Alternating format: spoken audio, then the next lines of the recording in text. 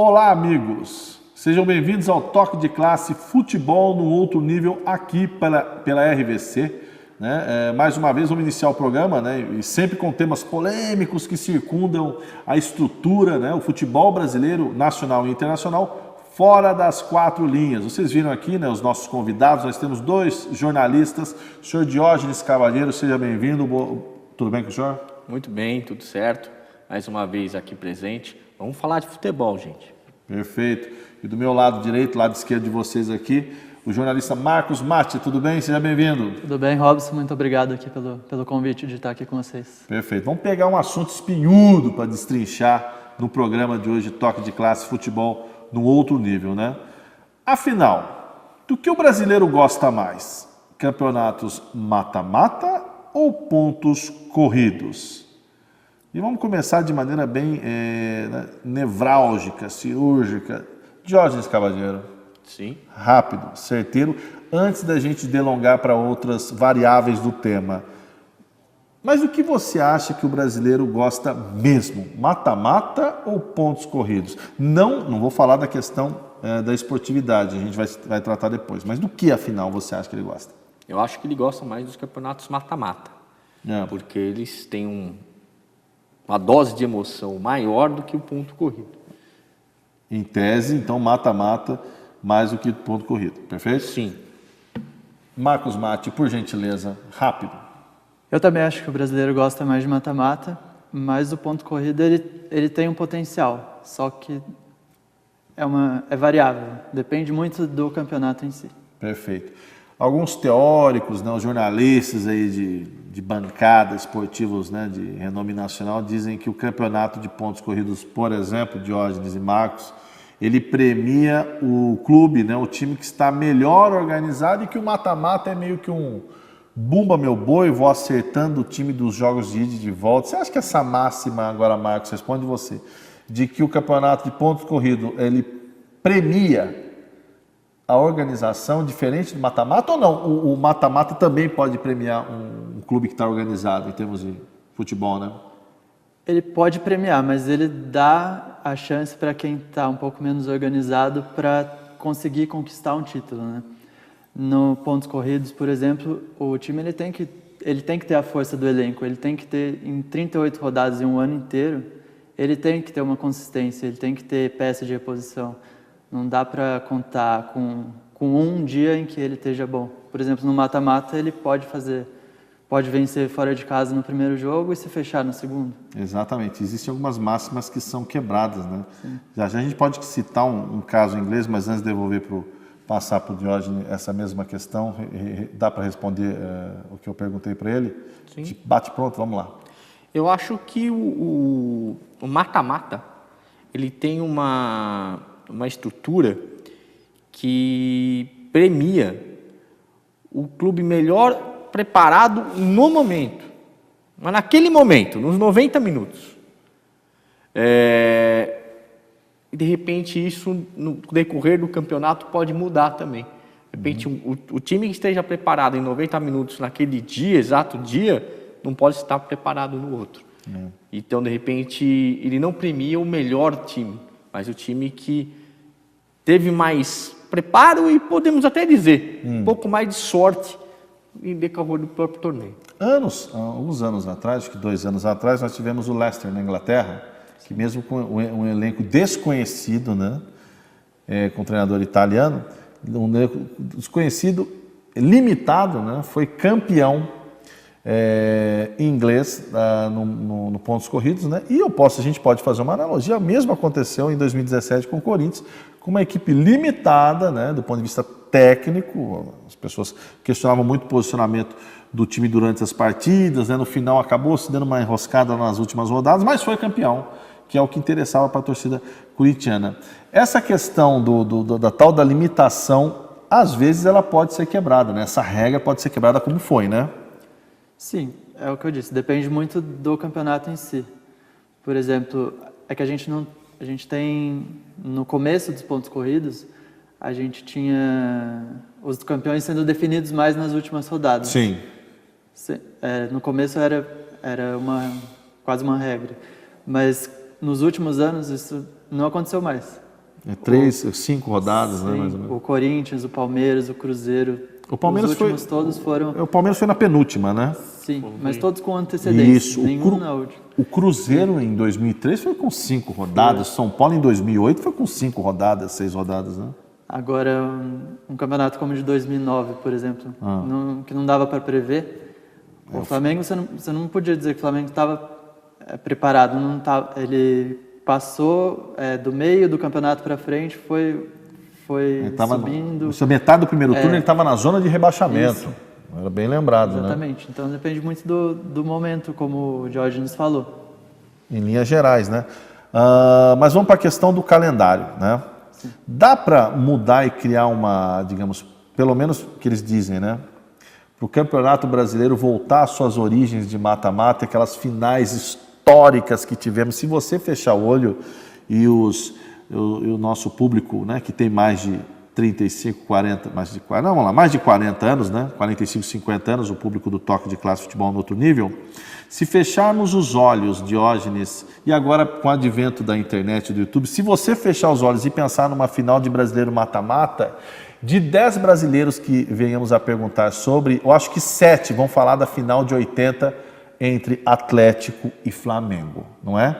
Então, a questão do Campeonato Brasileiro sem o mata-mata, historicamente, guardou no coração do torcedor brasileiro algumas finais históricas, como aquela, a mais recente, Santos e Corinthians, aquela que o Robinho faz aquela pedalada famosa. Você acha que para os nostálgicos a fórmula do mata-mata ela é mais romântica, ela puxa para o emocional, a ponto da pessoa querer uma Copa do Brasil mata-mata, que não tem outro jeito, mas o Campeonato Brasileiro também no mata-mata, como foi? As duas no mesmo formato durante tempo. Você acha que, para a nostalgia das grandes finais, das grandes camisas, você não acha que, digamos que o grande discurso para se manter isso? Para se voltar, quem sabe?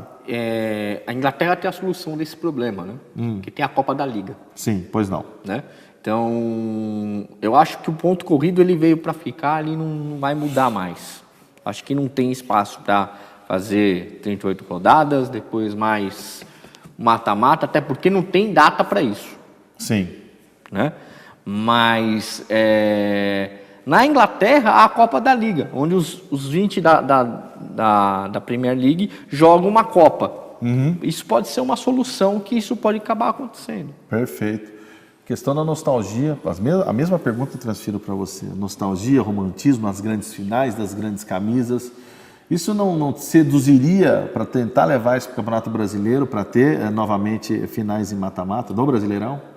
Sim, seria interessante, só que temos realmente a questão das datas. Não tem mais espaço. A gente tenta fazer, por exemplo, uma Primeira Liga, não tem espaço para uma Primeira Liga. E não tem apelo. A Primeira Liga que já nasceu e morreu, né? Sim, já nasceu e morreu. E, por exemplo, aqui a gente teve a Copa do Brasil, que mudou de formato, tem acho que 5 anos. Perfeito. É uma tentativa de trazer de volta esse espírito, só que não é diferente, como você citou. Não é aquela coisa dos anos 80 que a gente lembra, dessa final do Santos e Corinthians. Perfeito. Vamos chamar um intervalo.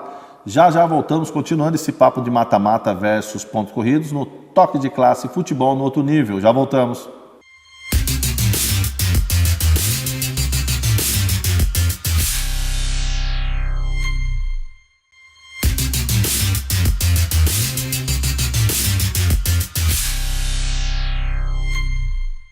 Voltamos, gente, com o Toque de Classe Futebol num Outro Nível, né? Antes do intervalo, o jornalista Marcos Matti tocou numa questão da Copa União, né?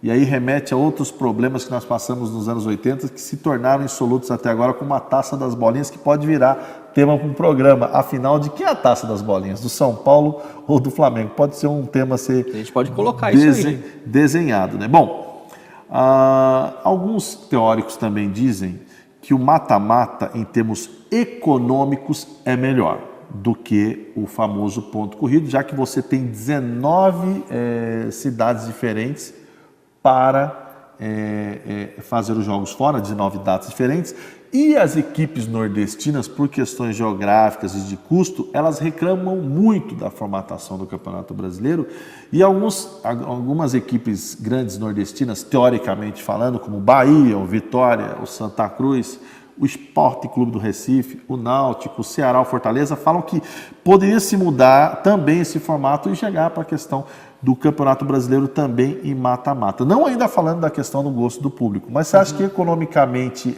esse tipo de indagação das equipes nordestinas é válida? Eu acho que é válido, mas ao mesmo tempo eles têm a Copa do Nordeste, eu acho que eles conseguem trazer essa importância para eles. Lá eles valorizam muito a Copa do Nordeste, né? Lampions League. Né? Jorge Cavaleira, esse discurso dos nordestinos, o pessoal da região centro-oeste, norte, é válido economicamente? Você acha que convence querer transformar o Campeonato Brasileiro também nos pontos corridos? Convence pelo fato econômico da situação, né? Realmente. Eles acabam, devido à geografia, eles acabam sofrendo mais gastando mais para viajar, né? E o poder aquisitivo desses clubes é menor do que os clubes do Centro-Sul, né? Mas só esse argumento eu acho um argumento muito fraco para você querer transformar num mata-mata. Ok. Vou fazer um jogo com os dois jornalistas e também um exercício para o pessoal de casa que acompanha o Toque de Classe Futebol no outro nível, tá? A pergunta é, a partir de hoje, a CBF vai entregar para os senhores aqui, para cada um, e também fazer esse jogo com você que está em casa, a nova formatação do Campeonato Brasileiro em mata-mata. Digamos que seja mata-mata agora, Campeonato Brasileiro. Deixa de lado a Copa do Brasil, só brasileiro. Como seria a sua fórmula para mata-mata? Não mudaria muita coisa do que pelo menos eu assisti. Como né? você configura? São ida e volta. 20 times. 20 times, ida e volta.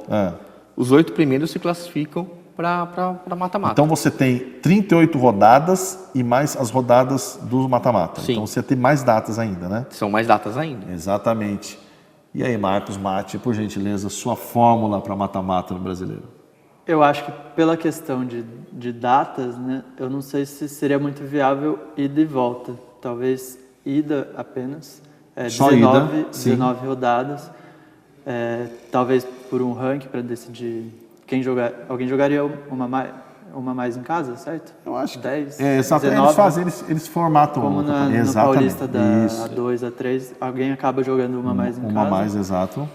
E aí seria o mata-mata ida e volta. Exato. O Campeonato Brasileiro de 2002, que o Santos foi campeão, o Corinthians foi vice, que é aquele campeonato que foi rebaixado Portuguesa, Palmeiras, Botafogo e Gama, ele teve essa formatação. Foram 19 rodadas e no final os 8 se classificaram, né?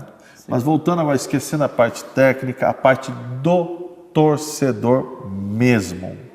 Para o negócio, futebol, vocês são jornalistas, para o trabalho dos senhores na área, a fase decisiva em mata-mata, não com a marca Copa do Brasil, mas Campeonato Brasileiro, para você chamar o torcedor, trazer ele de volta, você acha que é mais convincente ou não? A marca Campeonato Brasileiro? Só no mata-mata, para quem está trazendo o produto para o cara que está em casa, no formato mata-mata. Eu acho que atrai porque o mata-mata ele acaba sendo emocionante, né?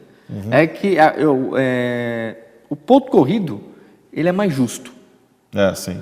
Como disse o meu colega, ele é justo, porque a equipe que mais se prepara, a equipe que melhor trabalha, a equipe que tem um plantel, que tem um elenco, ela acaba sendo premiada por todo esse trabalho. Então, fatalmente, se ela não é campeã, no mínimo a Libertadores ela consegue, que é o principal torneio que... Mesmo que economicamente não seja o principal, né? Mesmo que economicamente... No ano de 2018, que nós estamos, né, o principal economicamente falando é a Copa do Brasil, que vai premiar em quase 60 milhões o campeão. Mas ela só mudou esse aspecto de premiação devido à falta de interesse que os clubes tinham da Copa do Brasil. Exatamente, diferente do Campeonato Brasileiro. Repasso a pergunta a você. Para trazer o público, né, naquele formato de mata-mata para Campeonato Brasileiro, você acha que seria melhor, digamos, mais convincente ou não? Eu não acho tão convincente, não. Eu acho que com a Copa do Brasil do jeito que ela está, com esse formato, e com o Campeonato Brasileiro de pontos corridos, eu acho que o público está satisfeito com esse formato. Você acha que o Campeonato Brasileiro é consolidado já, né? Eu acho que consolidado, eu acho que o público se acostumou com pontos corridos. Fatalmente vão ter jogos que vão valer menos, que vão trazer menos público, mas eu acho que é a fórmula que vai se manter hoje mesmo. No final dos anos 90, lá no finalzinho dos anos 90, no Campeonato Brasileiro, naquela época de mata-mata, né, tínhamos 2 finais. Em 98, Corinthians e Cruzeiro, o Corinthians foi campeão. Em 99, Corinthians e Atlético Mineiro, o Corinthians foi campeão. Eram 3 jogos. Tem a questão dos 3 jogos, que eu acho uma coisa meio que absurda, infundada, na minha opinião. O que você acha de 3 jogos em final? Não tem nexo. Não tem nexo, Marcos? Agora, tem uma outra tendência que eles já estão pensando em retirar, inclusive da Copa do Brasil. E aí a gente pode falar a questão já discutindo mata-mata, que a gente vamos falar depois do intervalo. Vai ter um intervalo agora, né? Depois do intervalo a pergunta é essa: gol qualificado, ele deve acabar?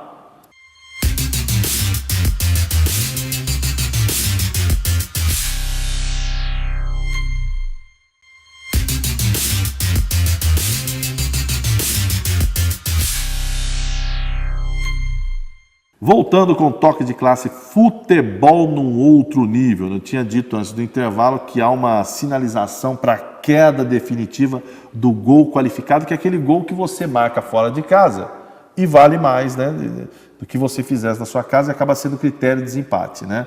Tipo 2-0, 3-1, gol qualificado, classifica quem fez o gol fora. Marcos Matti, você acha que o gol qualificado deve ser retirado dessa estrutura de mata-mata? Eu acho que é um grande componente de emoção. É um aditivo que você cria ali de dar mais emoção para o jogo, aquela coisa toda, de você evitar o gol sendo tomado dentro de casa. Como você interpreta o gol qualificado? Eu acho que sem o gol qualificado continuaria sendo interessante, sim. Sem o gol qualificado?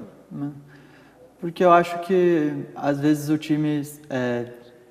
dentro de casa, às vezes ele pode se preocupar muito em não tomar um gol e ele deixa de vencer o jogo em casa, que teoricamente é o mais importante, você vencer o jogo na sua casa.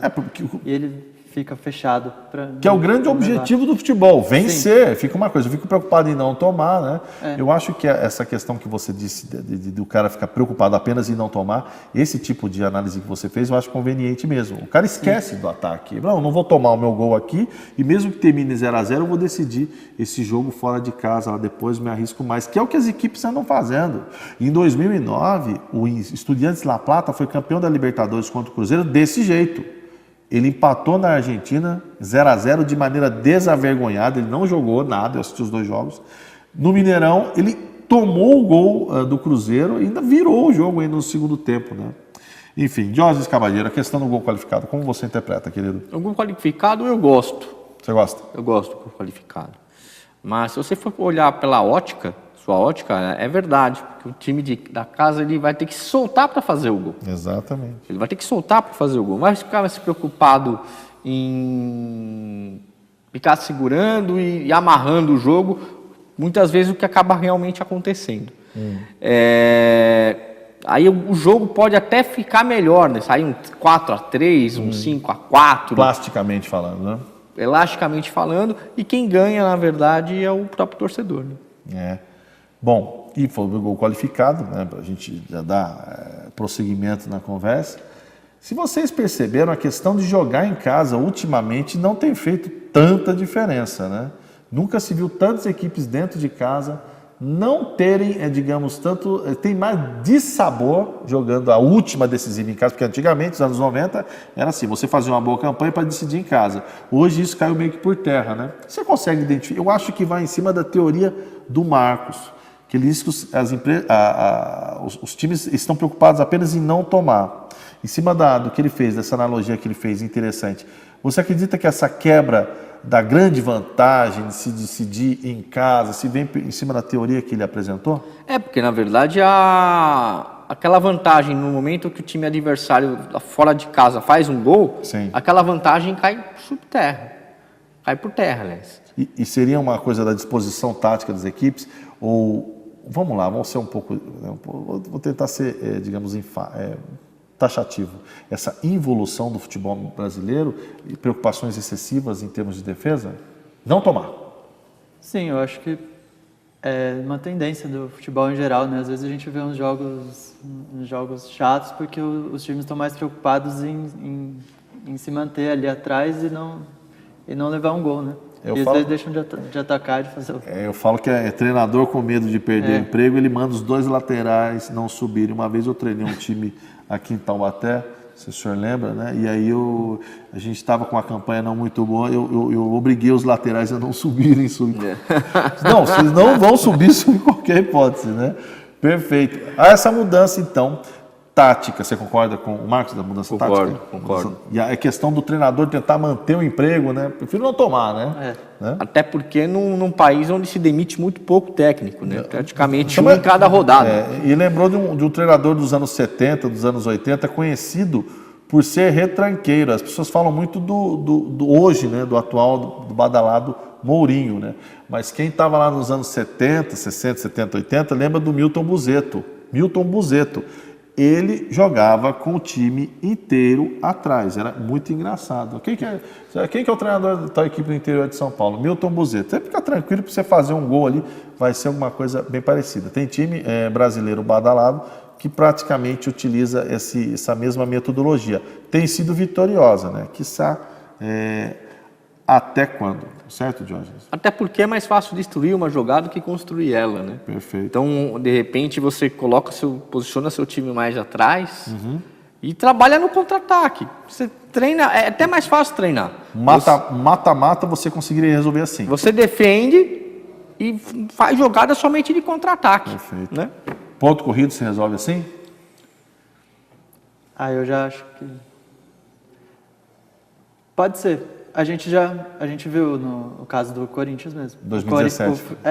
O Corinthians, ele tem uma tendência a jogar um pouco mais defensivamente. Uma coisa meio Leicester. Que foi, né? Foi. Basicamente foi, né?